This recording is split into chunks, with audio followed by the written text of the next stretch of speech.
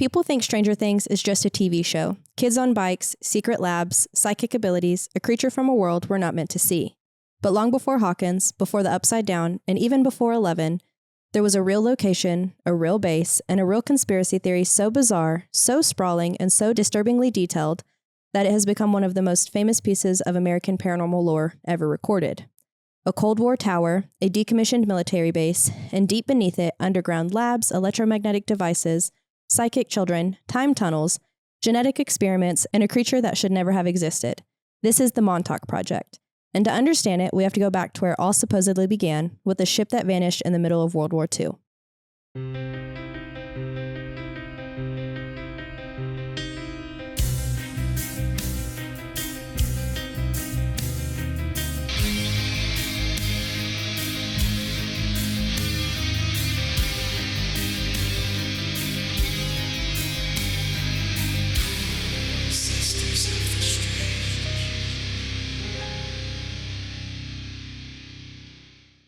Hello, everyone, and welcome back to Sisters of the Strange. I'm Shay. I'm Landry, and this week is going to be fun. This is going to be a good one. I'm excited about this. I have written it completely different than how I ever write any of my episodes. I always have a full script ready to read in case I forget what's going on, or because I will blank. I blank under pressure, my guy. But this one I just did bullet points, and I'm just going to yap your little head off because I have done so much research on this that we're gonna be yapping about it today. Yeah, because I have, as you can see, this is not my episode, and I also have my laptop at the ready. Yeah, yeah, and it's a lot of it is like terms that I'm like that went over my head. Hello. So I knew that if I wrote my script, I would be sitting here like struggling. So I just did bullet points, and we're just gonna talk. It's gonna be great. But I have a ton of knowledge and background on it because I've watched way too many like documentaries about this right now. So good. I've been way off in it. But I always forget that it ties back to something real. Mm-hmm. Yeah. I've only seen season 1 of Stranger Things, and it was when it came out in like 2016. Mm-hmm. I haven't seen any other bit of it other than, so good. Just things on TV. Or did you ever see Ella did a dance to it? Oh, Her yeah. whole entire dance studio did a Stranger Things dance, and it was really good too. Good. But that's about all I know from Stranger Things. It's going to be good. I got you on the Stranger Things piece. I haven't watched the last episode of the newest season that just came out, season 5, because it's split in 2. So the next 4 or 5 episodes of the last half of it don't come out until like Christmas. So I'm like, I don't want to watch the last episode yet. Yeah. And like have to wait all that time. So I'm waiting all this time anyways to watch the last episode. But it's okay. It's been good. I did that with a book that I read. I didn't want to read. So I read the first book. And then the second book came out, but then I knew, because I'll read the last few pages of a book before I read the first few pages, because I'm an anxious girl, and that just helps me continue on in the reading process. That's wild. I know, it's fine. Well, normally by the middle of the book, it just kind of gives you like a little bit of detail. It doesn't give you the summary of what's going to happen throughout the book, so it's okay. That's fair. But I will do that because I have really bad anxiety, so I need to know like a little bit of what I'm getting into. And I did it with one of the books, and it alluded to what the third book was going to be about. And it was like connected to my other favorite book series. And I was like, oh no, I can't do that. So I have not read it. I have it, but I know that it's going to mention the next characters, and the next characters are out of a different book series that I love so much that I'm like, I do not have it in me to do that right now. Oh my God. That's crazy. It's going to be so deep. Good. Yeah.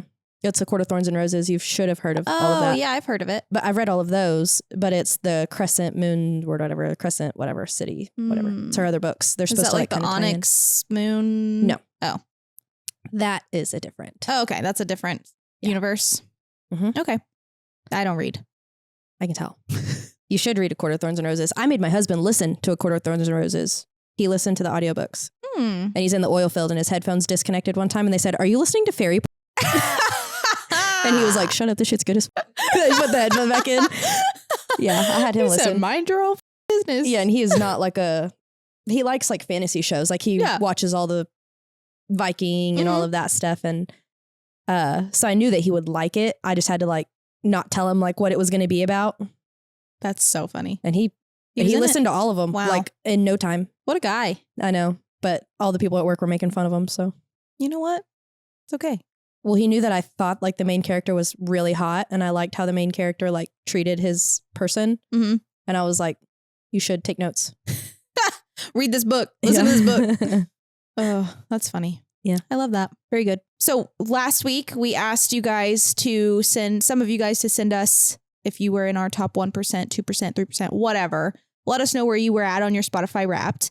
And we did get a few responses. So I was just going to shout out these top percentage fans. So we got an email from our friend Betsy, who says, I love you girls so much. My favorite podcast. And she was our top 1% fan.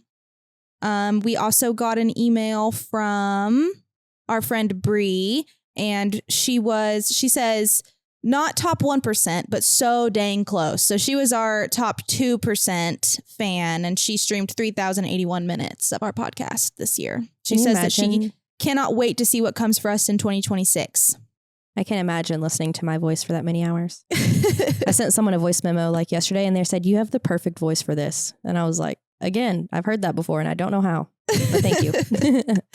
And then, of course, we have my personal friends, Andrea and Alyssa. Andrea was top 3% and Alyssa was top 2%. I bet her parents are also in the top percentages, but they don't know how to work any of that. Spotify Wrapped, yeah. My mom doesn't listen on Spotify, though. She watches us on YouTube. So she would be on her YouTube, which YouTube did a Wrapped this year as well. Oh, really? Wow. So I'd have to go steal her phone and do it for her, but she might not have an account. So I don't know. Like you have to have an account for it to track. I was trying to look at my mom's the other day too, and I got distracted, so I never fully got to do that. But yeah, they would definitely be very top percentage. But we just wanted to shout the guys out that sent us emails and send us screenshots and things, because we really appreciate you, and thank you very much for supporting us and being up there. Yeah, we had a few who commented too, and they couldn't attach their pictures. But it's all just like usernames, but I can put them on the screen if you'd like that, so they can get shouted out as well. Just because it was just usernames, I don't think it was like anyone's personal name or anything like that. Yeah, I think I remember that too. But let's get into Montauk, because it is, I'd never heard of it. Really? No. Oh, I don't really watch Stranger Things. This is like the conspiracy of all the conspiracies. Nope, didn't. My number one conspiracy is like Titanic, 9/11, Kurt Cobain. Those are my top conspiracy. Kurt Cobain. Those are the ones I could tell you everything about just off the top of my brain. Oh my God. Or like, yeah. Okay, anyways. Well, I'm excited to hear what you have to say about this then. Yeah. So it was actually my brother. He messaged me and he was like, podcast idea, you should do Montauk because Stranger Things is going on right now. Mm-hmm. And I was like, all right, sure. And then I started doing research and I said, what in the hell? Yeah. So I guess we can start with, have you heard of the Philadelphia Project? Yes. Or experiment? Yes. So the Philadelphia experiment it happened in 1943. It was a U.S. Navy destroyer ship called the USS Eldridge.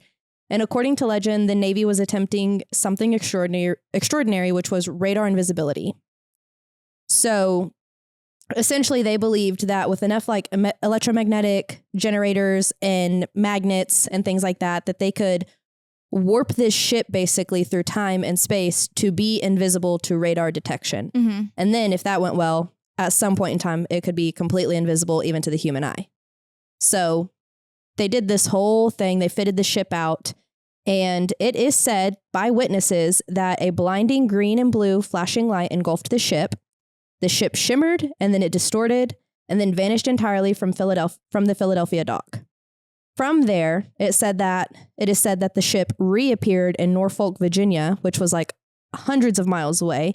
And then it blinked back into Philadelphia. So it says like it blinked into a different place, I think in the same year, same time frame, and then blinked black, blink, black, blink, black, black, blink, black, blow. And then it went back. Yeah. Bing, bop, boom, bop, bam. But the most disturbing part of this is that they were like, yeah, if we can make this ship invisible, that's great. But they didn't think about the people that would be on the ship when they did something like this. So it is said that once the ship came back, some of the sailors were burned. Some of them were fused into the ship itself. Some of them went insane because of the mental strain from apparently going between two basically like timelines or warping your brain. Yeah. And then others just simply disappeared and were never found ever again. They just got lost. Literally just lost ended up in the warp somewhere else. Yikes. But there is no real evidence that any of this ever happened. It was not supposed to be in the bay at that time. It was not, there's no actual true evidence. But it is one of the very first things that led to the idea of like governments doing time travel, and not even just time travel, but invisibility and things like that. But there was also 2 men on this who said they were on this ship. Al Balek, I don't know if that's right, and Duncan Cameron. And they would later claim that this ship, that during this, they jumped off of the ship, and rather than falling into the water, they went into a tunnel of swirling light, and they woke up in the year of 1983. And they said that they woke up in 1983 at Montauk. Yes. So that's kind of where it connects to Montauk, not only just for like the invisibility, government controlling things, XYZ, but these men said that they were part of this, jumped off, and ended up here. Yes. What would your thoughts be on something like that to happen? I don't know specifically my thoughts on that piece, but I do know that not only did he say that they ended up there, but he was like, I was younger. Like I aged backwards. So it was like he time traveled more than he like was just here and now he's here. Does that make sense? Like traveled back in time, but not as him same self, but as a younger person. Yeah. Which is... So somehow changed time during the time jump. Yes. Which seems like a lot. Yes, it does. It seems like a lot. It does. I had heard that on the way here. I hadn't heard or seen that before, but I was listening to another interview on the way here, just when I hadn't looked up before. And it did mention how it's like he almost got like a restart in life. Yes. Which is strange. Mm-hmm. So next we will go to the real location of where Montauk is. So it is a place that was actually called Fort Hero. And it ends up becoming Camp Hero. So I'm going to refer to it as Camp Hero. Yes. But it is on Montauk like Island, basically, which is a real place. It's about 3 hours north of New York. It is like the most northeastern peninsula of New York, I think, that there is. And so it was a really good location during... It's a good location still. Like right now it's a tourist town because it's got the peninsula, the beaches, all the fun, cute little things. But back in the day, whenever war was approaching... In World War II, the, Army, United States, Air Force was like, that's a great location. We can see German U-boats. We can see things that are coming to us. We can spot things like this is where we need to set up. And so that's where Camp or Fort Hero was built. And that was in like 1941 or 42 or something like that. So Camp Hero was built there because of its prime location. It's got, it was on a peninsula, so it can see the sea. It was good for detecting German ships and German aircraft. And they even disguised it to where it would still look like a fishing village. So like if you were in the air and you looked down, it had like shutters. It had, like the New England coastal home vibe. Pretty much everything there looked like that. Yeah, it didn't look like a base. No, like the church. I didn't know that actually. I think they're like mess hall. They put a steeple on it to where it looked like a church. So they were trying to make it be kind of inconspicuous. Interesting. 2 things like that. But then after World War II, it kind of turned and we started to be worried about the Soviets and like the Cold War. And so now what we needed was this radar detection because they made bombers that could reach the United States. And so there was a tower that got put up, an 80-foot tower that got put up at Camp Hero to detect things like that. And it basically went back to a place called SAGE. I don't remember how you even break down the acronym of that. But SAGE is basically where all these other towers and radars, they all came together. And then SAGE would like coordinate a response to whatever blip they saw on the radar. Mm-hmm. But then we started getting more into like other types of bombs that could reach us way faster than that. So the radar wasn't really doing us any good. Yeah. And so apparently they turned the radar off, and unofficially like the United States Air Force left the site, and it's now abandoned around 1981, 1983. Supposedly. Yeah. But in this abandonment period, people aren't allowed to go like urban exploring. Certain places. But they would still see maintenance crews and they would still see people on the site, which fueled a lot of conspiracy. Yeah. So that's like the real location, what it was really used for. That all is real. Yeah. Still stands. Does still stand as a state park now. Mm-hmm. But I think you still can't go to You still can't go on certain areas. It's all like blocked off. Yeah. And so that's a big piece of the conspiracy is like, okay, well, if nothing really like truly happened here, how come certain buildings are blocked off and some of them aren't? Yeah, because they like concreted in some of the tunnels to where you can't get into the tunnels anymore. And things like that. Or like there's one building that has stairs that go up and you can see the elevator shaft actually goes down, but you can't find stairs to get down. Like an abandoned building. Weird. Yeah. There's supposed to be underground levels. And so that's where like if the elevator doesn't take you down, you'd have to find the secret staircase, which apparently people have not been able to find, but they do see the elevator that the shaft goes down. There was electromagnetic chambers, advanced laboratories, time tunnel generators, and apparently rooms dedicated to psychological control. That's all supposed. That's supposed to be underground. Like 12 levels underground type stuff. And it does say that there also is a ton of tunnels, which those are real too, but those are all blocked off too. So it's like, why can't we use the tunnels? Why can't we access the tunnels? Yeah. What was going on in those tunnels? Yes. Or where do the tunnels go? Yeah. You know, or what's in the tunnels that they don't want you to see. Like what, is there dead bones and bodies in there? Like what are we doing? Hello? Dead bones. Dead bones. So basically the Montauk Project started with the idea of mind control. That was the number one thing. That there was a man, he wrote the Montauk Chronicles, like the books, things like that. His name is Preston Nichols.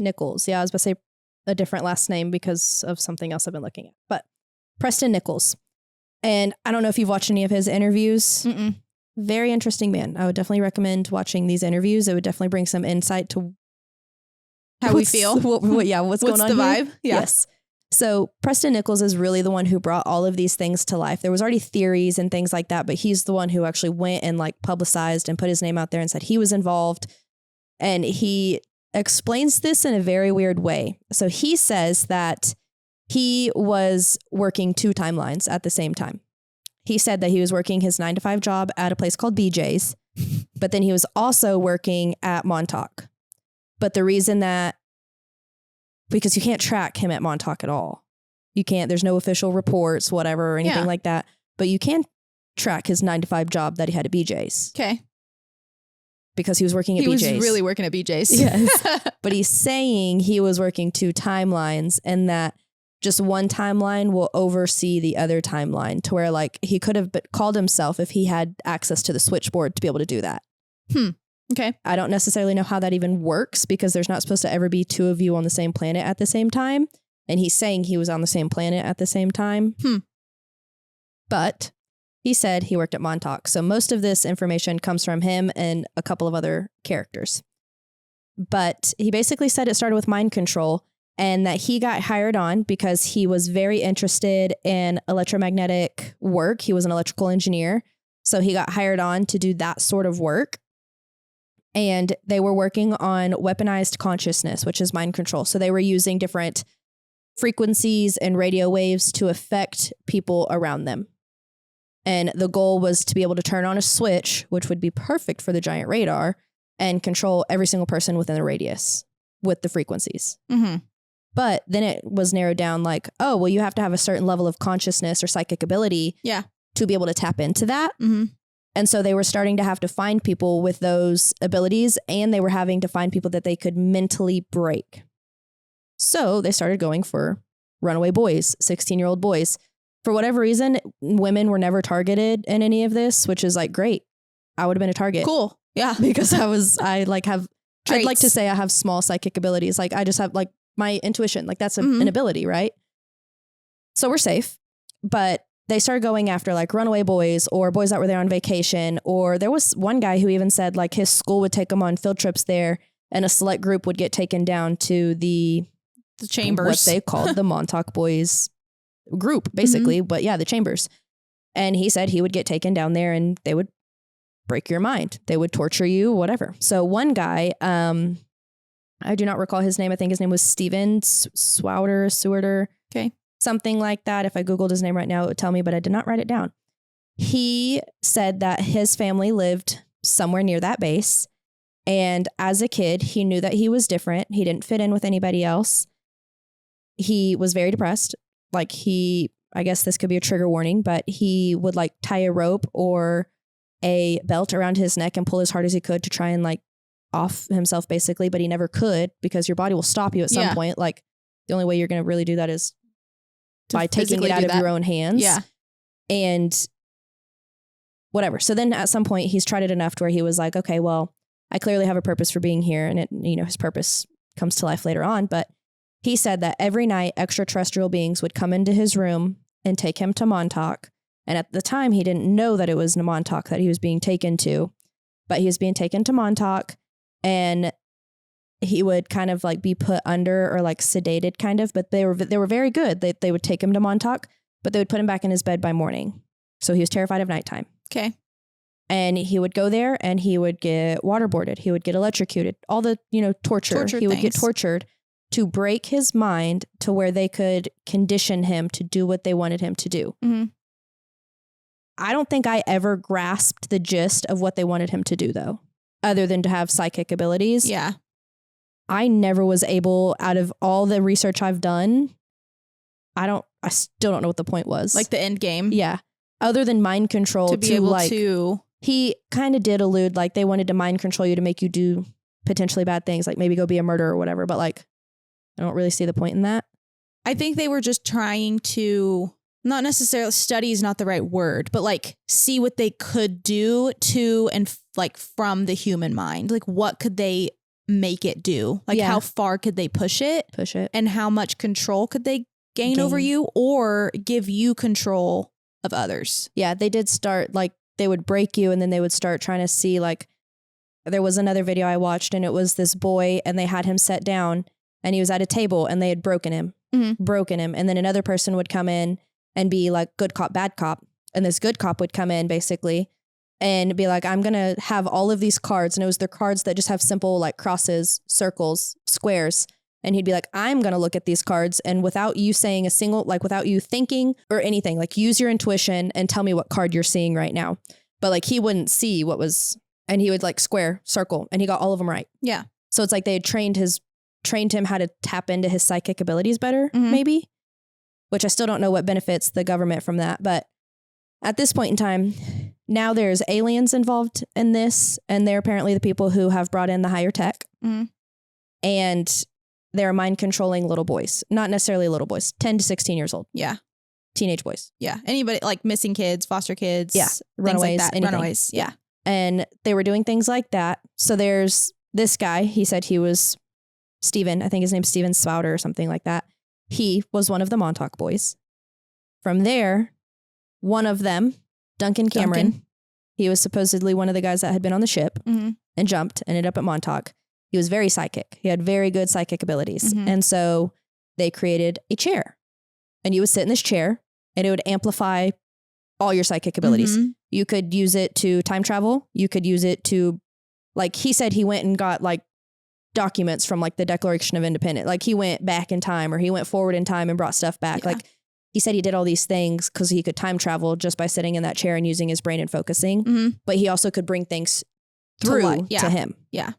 But part of the reason they needed the Montauk boys is they needed people with psychic abilities to amplify him while he was in the chair as well. Like the chair alone wasn't always strong enough. So sometimes he needed almost like a coven. It's giving like, Professor X.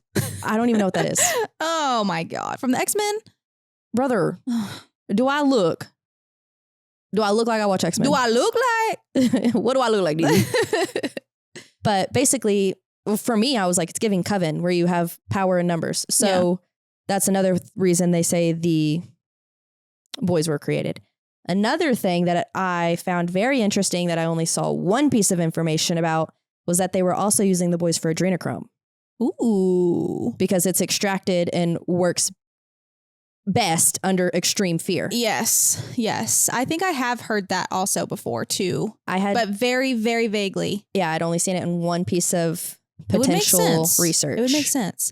I also want to add in, before we get too far, that it's also said that this project as a whole is an extension of MKUltra. Yes. Like they picked up where it left off. No. Okay. Just that it did. They said it was like a pickup. It was like the extension of it because MKUltra didn't work out. And MKUltra was similar in the way that they were causing so much like trauma and putting the brain and the body under the influence of psychedelics and things like that, and just like pushing these people to the limit to see how they reacted and how what they could do. Did they not all die in that situation?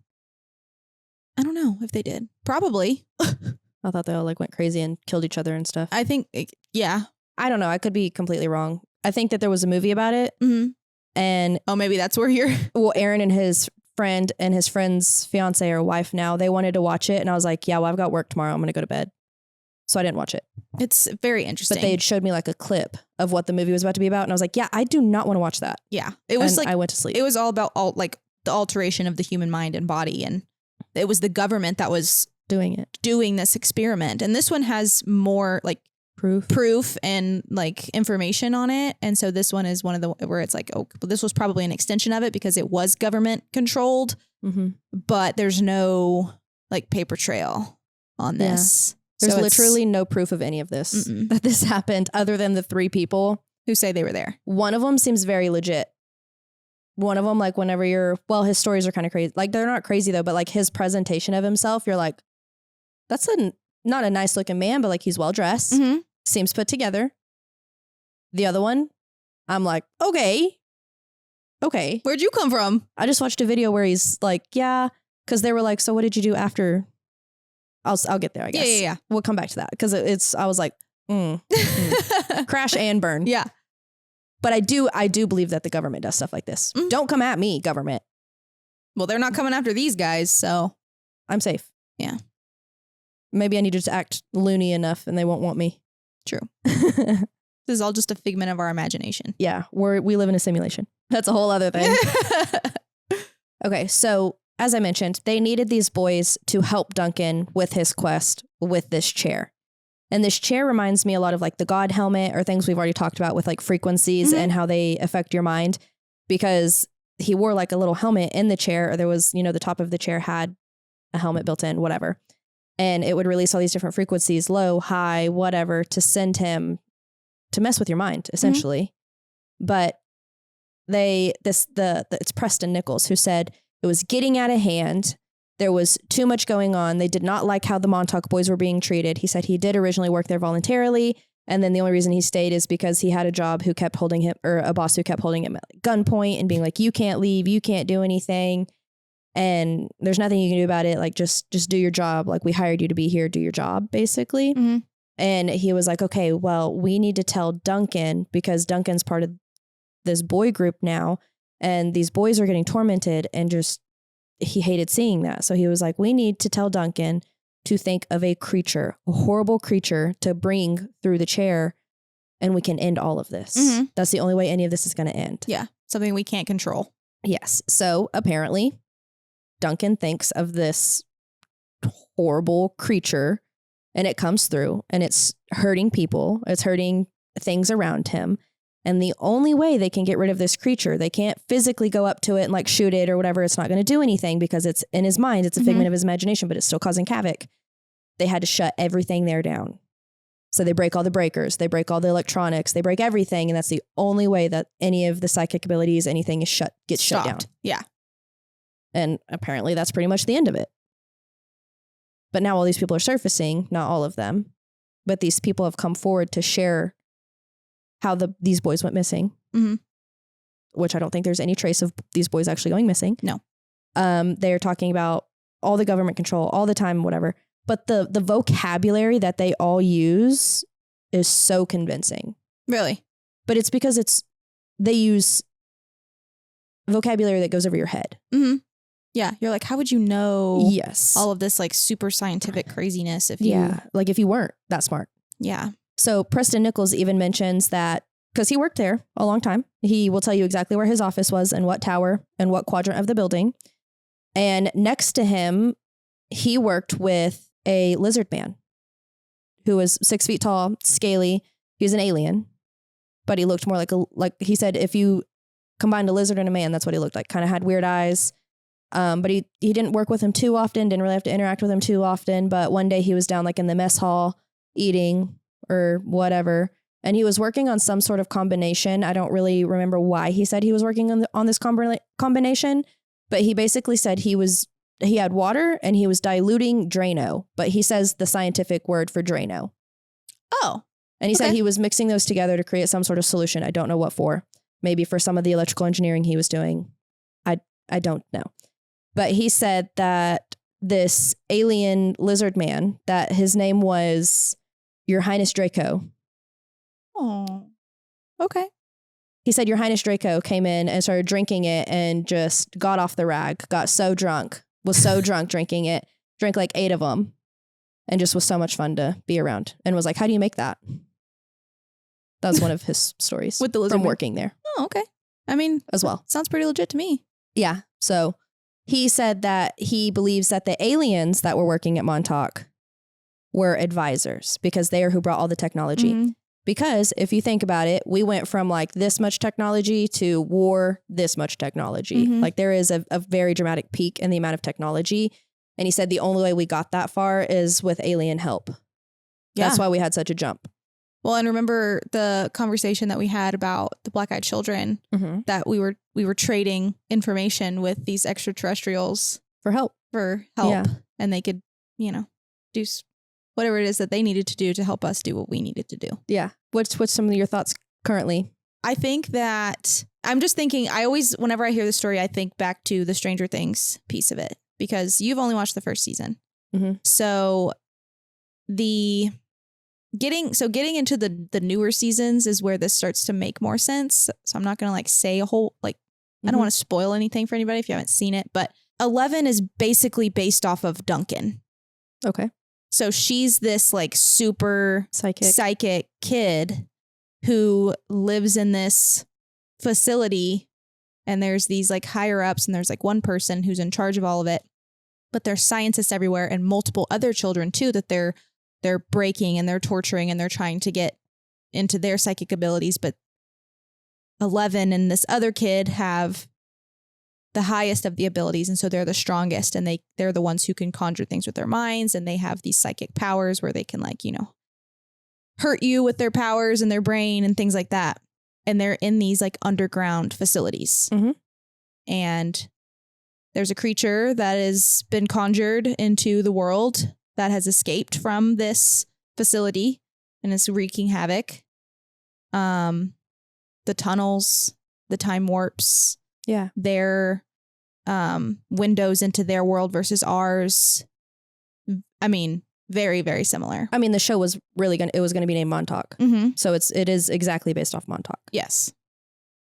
Yeah. Like the creators. Which is really interesting. Yeah. So it's fun to know that it's based off of that and to see like what it could have possibly been like. Yeah.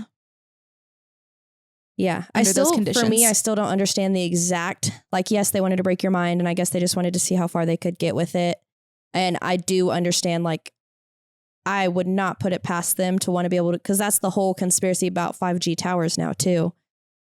And like, that's a whole other conspiracy theory is 5G towers, and the vaccine everybody got was that they're going to be able to turn the 5G towers on and control you because they put the vaccine in your body with all of this stuff in it, or just to kill people off. That's a whole other thing. Mm-hmm. But so I kind of believe in the whole theory. Like that's an original theory of a tower that turns on, but it's just all frequencies to mess with your mind and control us all. Yeah. I could go down all the government conspiracy theory rabbit holes, the ones where new cars all have kill switches so they can make it when the world ends. None of us can drive anywhere because our cars are killed off. Oh my God, yes. Did you watch that movie that came out a couple of years ago? No, I don't watch it like Netflix. That. Oh my God, it was so weird, but also it was like, no, it's called anxiety, and I don't want it. I already have it. I don't need it. But further. the thing that gets me the most about this, I wouldn't say the most, but one of the big pieces of this is the fact that it's so similar to, in certain ways, it's so similar to MKUltra. Mm-hmm. That is a legit government experiment that happened that doesn't seem like it should have ever, but it is true and it is documented. Why can't this also be true? Yeah. And just be much more well hidden. Like who's to say that you can't? Yeah. And that's what's so like scary about it to me is like, that was real. I mean, we believe in all the fallout shelters that are hidden everywhere. Mm-hmm. So if you can believe in that, then I think this is something you could believe in also. Mm-hmm. I definitely think that there's an aspect to it that I believe, The only thing is I would be like, that's crazy. It's really hard to cover up that many. Like if they really, because they said there's like tens of thousands of boys who went missing every year that it was going on where are they from all? like the late 70s to the early 80s. Mm-hmm. So like, I feel like that would be reported on more, but we've talked about this multiple times. At a certain age, whenever boys run away, they're not looked for. Mm-hmm. So that could be part of it. It's 16-year-old boys who were just never looked for. Yeah, they ran away. Or they truly did break your psyche and you're in a insane asylum, or they were able to reroute your consciousness to where they turned you back into a normal human being. Yeah. Because that's what like the whole argument with Preston Nichols is. He's like, I didn't have memories of working there until something occurred. He had some sort of like crisis. And so he ended up going to therapy and doing all this and found repressed memories. Yes. And I think it was kind of similar for the Stevens Souter, whatever his name was. I think he did the same thing. Like they all had these repressed memories and it ends up their memories all were the same thing. Mm-hmm. Literally, they all have the same story. Yeah. And all the interviews, at least. So whether they got up and met together and were like, hey, we need to really sell this, or if they actually truly were able to recover all of these memories. Came back at all different times. Yeah. But he did. He was like, I was able to repress my memories. What's weird to me is I'm like, okay, well, how were you two people at one time? Because he said he was working at BJ's and at Montauk at the same time. So how were you doing that? Or no, because people worked with him and stuff there. Unless he just doesn't have like he's not completely tapped into the whole time frame, time frame of it. And so he thinks that it was this point when really it was probably earlier, maybe before he started this. And that's where someone had asked him in an interview, they said, so what were you doing what did you do after Montauk? Yeah. And he said, well, like my parents got sick and needed me. So I went and lived with them and we lived off their Social Security and he didn't have a job anymore. Mm.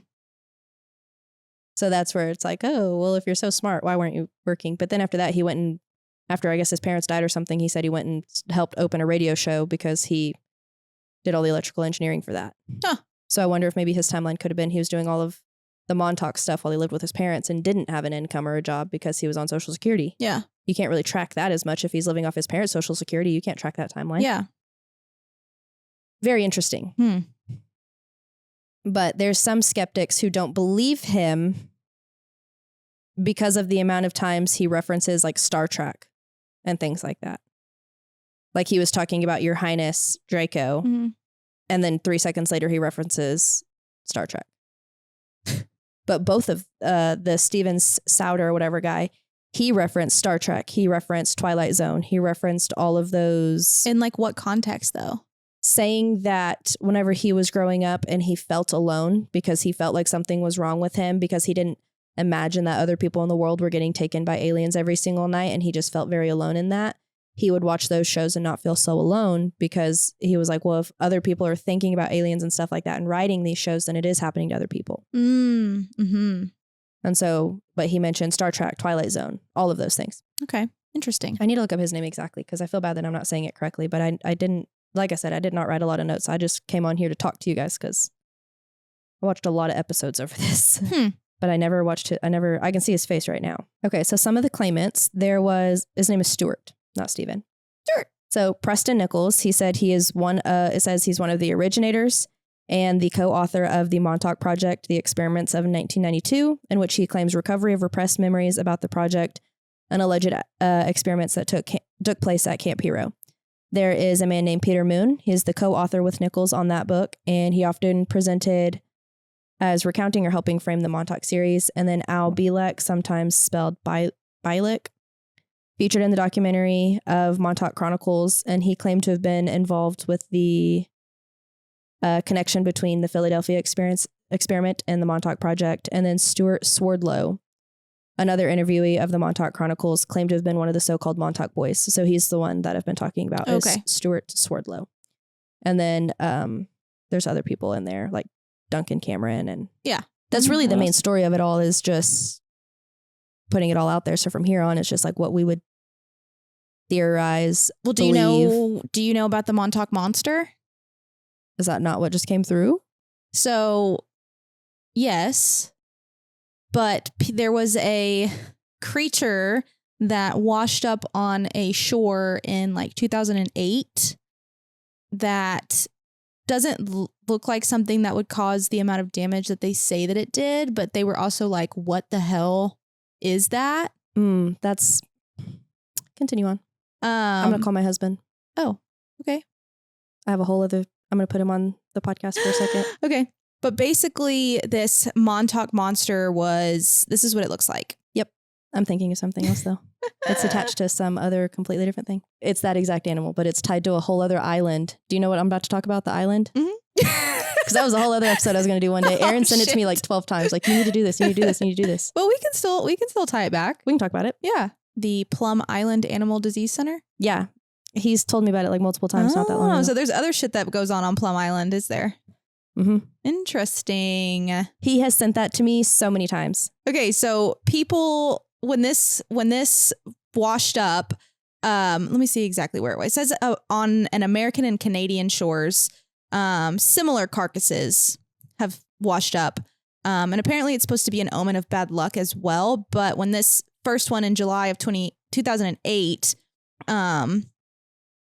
it washes up and people are like, Montauk, like that's a Montauk creature. Yeah. Because it just doesn't look like a natural creature. And people said like, oh, well, it's a raccoon, it's a rodent, it's a dog, like, but it's got these like weird jaws. And people have said like, oh, it's been identified as a raccoon, like that's all it was. It just doesn't look like a raccoon to me. It's got these like, it looks like it has a beak.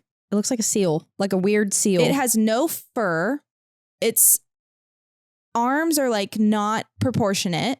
It's got these weird like fingers and like one super long claw, and it looks like it has a beak, and it has human eyes. Its little head is so small. Yeah, it's just weird. And so it's like, okay, well, it could be the carcass of something that has been floating for God knows how long, and so it's bloated and it's, you know, whatever. Yeah. But that's the Montauk creature. So that's another piece of it that people have tied into it.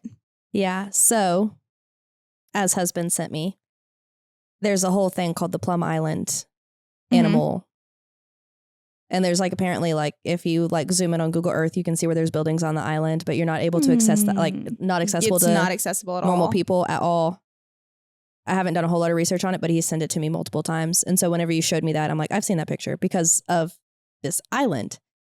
It was that one specifically was dubbed the Montauk monster, Montauk creature, whatever. Interesting. Mm-hmm. Now we're getting tied off into another conspiracy. Now we're getting tied up into it. There's also, which Joseph may know about, there's also theories that they used a lot of Nikola Tesla's tech to do some of this like psychic stuff. Yeah. And you know, whenever he died, where all of his... Yeah, so that's why whenever I said this is like the conspiracy of all conspiracies. Yeah.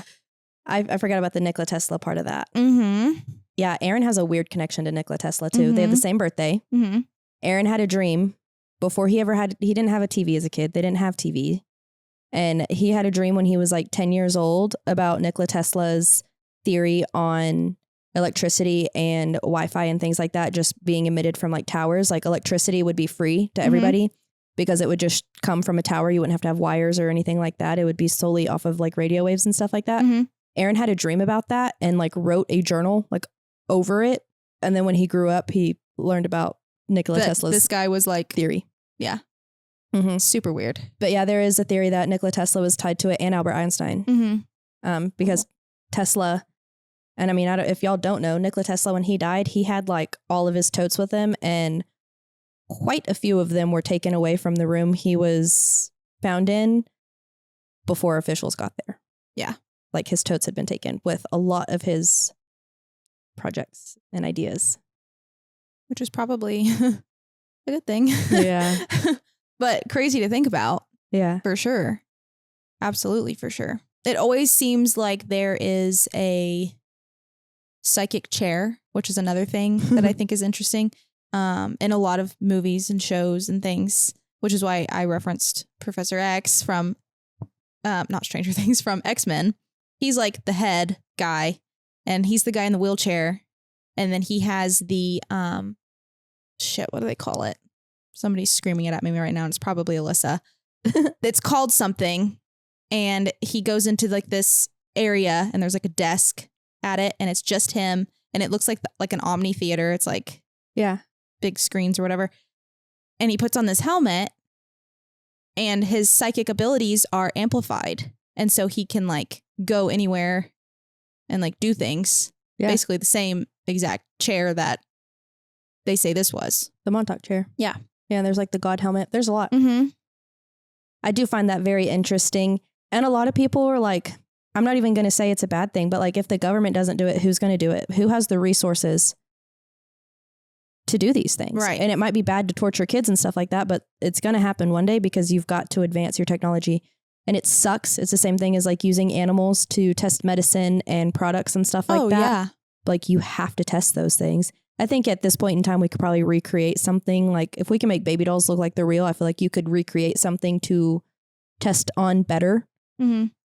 But that's a whole other thing about like cloning and stuff like that. Yeah. But part of me is like, oh, the government. And then the other part of me is like, well, if they don't do it, who's going to do it? And how are we going to advance? Yeah. And how is it going to be done like as ethically as possible? But again, I don't know if that's even what's taking place. So yeah, I think that there's so much of this story that is realistic. And to know that there's no evidence of this except for the site.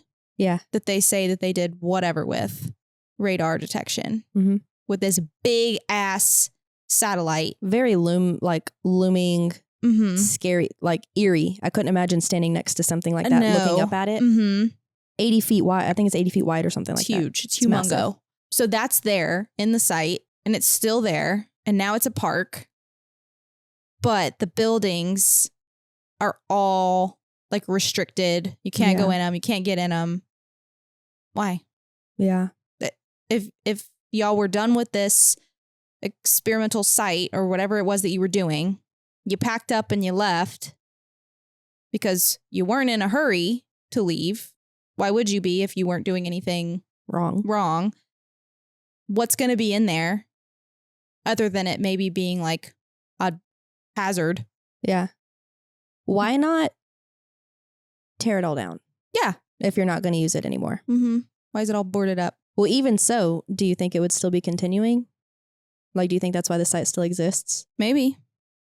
Because that's where my brain's at. Because there's people that say that they still see people on the site. I don't know anymore. I know like right after the Air Force left, people said that they were still seeing like maintenance men, facility people. But I mean, it's a state park. There's still going to be some sort of presence around it. Some sort of maintenance. But for me, it's like, if something so bad happened there, or if you were completing these tasks or ideas or whatever, and you abandoned it because it wasn't going how you thought it would, and you don't want people to have access to any of that, whether it's radiation or whatever you think is still there, why not completely demolish it? Right, exactly.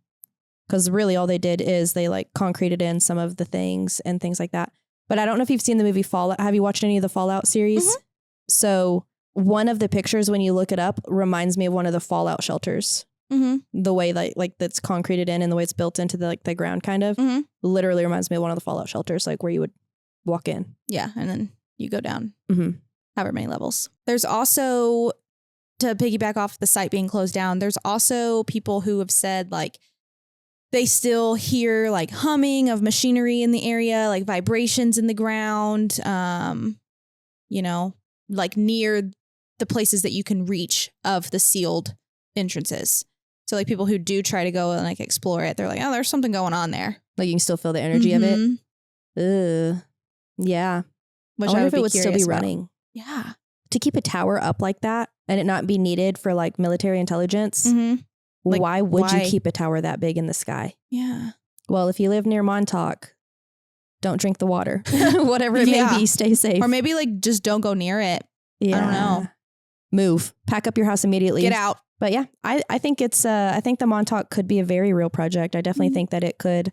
I definitely think there's some basis. It might have been exaggerated. I don't know about lizard people. I don't know how I feel about aliens. I don't know if I truly believe in aliens or not. I don't know if I've ever voiced that. You have. I truly don't know if that's something. What I think is that it's not, how do I say this? Maybe it's not aliens as we think of aliens, how we've been led to believe that aliens are. Yeah. You know what I mean? Just like another species of human. Yeah. If there is any alien theory I believe in more than any of them, space to me seems outlandish. Do I think we've actually ever been to the moon? No. So space to me just seems not realistic. Living in the ocean seems more realistic to me than space. And so I would just think it's another species of human, like how we're very related, like closely related to monkeys and primates, things like that, you know? It's like something that we're also related to that is smarter evolved than us in a or different just way. as smart. Yeah. But I don't know how much I believe in this theory of like aliens being at Montauk unless they truly were just sharing technology. Yeah. But I think that the government was able to create a lot of technology just because we were in war. If you did not create technology, you were not surviving war. Yeah. But I definitely believe in the mind control. Yes, I do too. 100%. We are manipulated, not even just by the government. We're manipulated by everybody every day. Like everyone manipulates people. It's just inherently who we are as people. And so I definitely believe in that. But like I said, like there's no growth in the world if you're not trying new things. And yeah, the farther you get, the farther it goes. Yeah. That's what my husband sent me a thing last night. And it was like, maybe ignorance is bliss. Yeah, absolutely. Maybe it really is. Absolutely. Because people always say like ignorance is not always bliss. Like, sometimes I see people and I'm like, oh, that must be nice.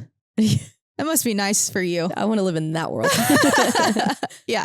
No, whatever world you live in, wow, must be very peaceful. Yeah. And it is always the people who are very intelligent that are living like the life that you're like, oh, you're too smart to be here. And that's kind of how the Preston Nichols guy to me, he almost seems like one of the too smart to be here. Because he knows a lot, like scientifically and literally scientifically speaking, he knows a lot. But also if that's your profession, like if I were to tell you right now, I know what a leucophyllum frutescens is, you're going to say that right there. Huh? That right there. What is that? But you could say it's a fucking Texas sage. It's a plant. It's just the scientific name. So throw something smart out there that like you throw a word out there that people are like, it does make you seem inherently more smart. Like that just maybe you skits it a little bit. Yeah.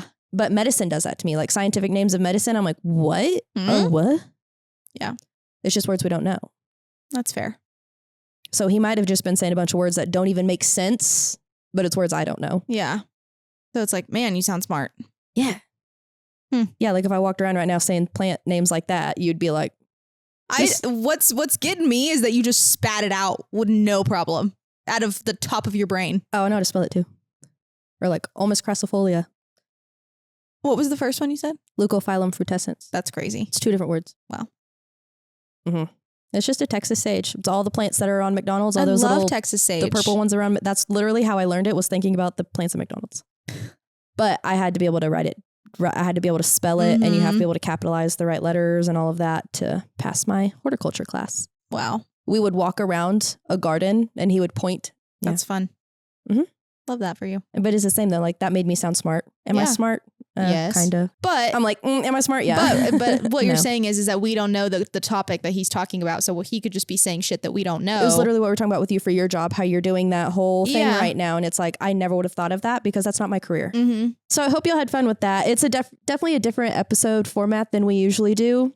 I knew I wanted to talk about it and just get the information out there and just theorize. Like, yeah, because there's so many. Yeah. And every single document that you will watch over the Montauk Project, if you look it up, they're all like 5 hours long. Not really. They're all about 2 hours long. But that's long. That's very long. Like I had to break it up over multiple days. And then I wanted to rewatch them because a lot of this was going over my head because again, terminology and the concept of it. And I was like, okay, but how did we get from taking boys and wanting to break their minds to a chair with an alien coming out and then we had to shut down the plant? Like what was our goal here? Because none of them really, I feel like, express what the ultimate goal was. They just tell their stories of being there. They probably didn't know. Yeah, no, they don't. Fair, they probably didn't know. They were just being conditioned, and that they were the ploy in the plan. Yeah, to get this mind control under control from the government, and they were the ones who were going to figure out what the end game was how they were going to use that in warfare and whatever else. Because ultimately that probably was, had something to do with it. You've got, at this point in time, when it comes to warfare, you've got like nuclear. You've got setting off bombs, killing people with guns. Like you've got all of this, but now we are in like monetary warfare. We're in technological warfare. And that's what they said. We are in like psychological warfare. And so that was one of the points of psychological warfare. But for me though, like they weren't expressing that very clearly. Like none of these people were, but they didn't know either. Yeah. So I was having a hard time grasping it because I was like, but why? Yeah. But now I think whenever you theorize through it, you're like, that's why. That's why. So I just need to get the base information out there. I knew if I wrote a script, I'd read off of it and not actually fully get down and dirty with it. And I wanted to actually like get into it with this one. Yeah. And I'm glad that we did it this way. It's very interesting. I've never done a podcast episode this way. It's good. It's going to be a good one. That's what Mom's like. I like it when y'all just talk like this. Like actually you're able to go back and forth on your stories. The hard thing is if you're telling a ghost story, this is not how you tell a ghost story. No. So that's why I end up reading a lot of my stories is like, I've got to tell you how the ghost haunted these people. Anyways, I hope you liked this. Again, thank y'all for all of our like top listeners and our 1%ers, 2s, 3s, 5s. It's really cool that you listen to us like you do. I mean, wouldn't be here without you. Yeah, I'm like, I don't know if I'd like to listen to us yap, but not only do we edit our own episodes, but then we listen to our own episodes. So we listen to them multiple times. Yeah, I do. Well, I listen to it because I'm like, did I sound not very smart in that episode? Probably. It's okay. I'm like that sometimes too. Or I go back, like someone will comment something and I'm like, did I say that? You're right. I'm like, when did I say that? That's why I have to listen to them. Because when somebody does comment and say something that we said, I'm like, who said that? Did she say that or did I say that? Yeah. What? So I have to like get with the program. Yeah, same. Because like we've mentioned multiple times, we just be talking. We just be yapping. It just comes out. Yeah. Alyssa texted me the other day and she was like, I'm laying in bed listening to your voice right now. And she goes, and that sounded way different than what it sounded like in my head. And I was like, oh, that's funny. That's a good. She said, I was listening to the Roanoke episode and I was laying in bed and Landry's voice was just so soothing. Dude, Danza sent me the same episode and said, I liked this one. And I'm like, what did I do? Oh, you had that rasp in your voice. Maybe I should bring it back. What? Been smoking 40 years. What are they selling? Got crystal lungs. Crystal lungs. You never heard that? I didn't know it was crystal lungs. Yeah. What do you think it is? Got crystal lungs. I don't know what that is. Your fucking lungs are crystallized. But no, she's saying it like I've got perfect lungs, I think. Oh. It's just that. Been smoking 40 years. Got crystal lungs. Shit, I could be saying it wrong. I don't know. You know how many times I say stuff wrong? It's okay. It's okay. We got came for whenever we said, where's Johnny? And then that's 100% not the line. And I knew it when we said it too, but we were just like in a conversation. So I wasn't going to be like, actually bitch, that's you're not wrong. right. Yeah. It's here's Johnny. Well, to be fair, I've seen that movie like once in my whole entire lifetime because as have I. The movie really weirded me out. It's just old. Yeah. Well, I can see his face very vividly sticking through the door because the very first time I watched that movie, I was at my friend's house and she fell asleep and it was on a DVD. So, it just replays the beginning. Yeah. And that was the thing that was on the screen all night. And I was like, oh God, I like didn't know how to turn it off. Stop. Yeah. If you liked the story, we know you did. It was a good one. Let us know your theories on Montauk because this is a big one. And I know you people have some theories. If you agree with our theories, cool. If you don't, let us know and tell us why. With a APA format cited essay with sources. Thank you. Please. Oh, also like, comment, subscribe, and share us with your friends. Yeah, obviously. All the good things. But yeah, we'll see you sometime. Okay, bye. I'm like, see you in the time warp. Bye. I'm like, Landry's not going to say bye, so I'm just going to say it again. Bye.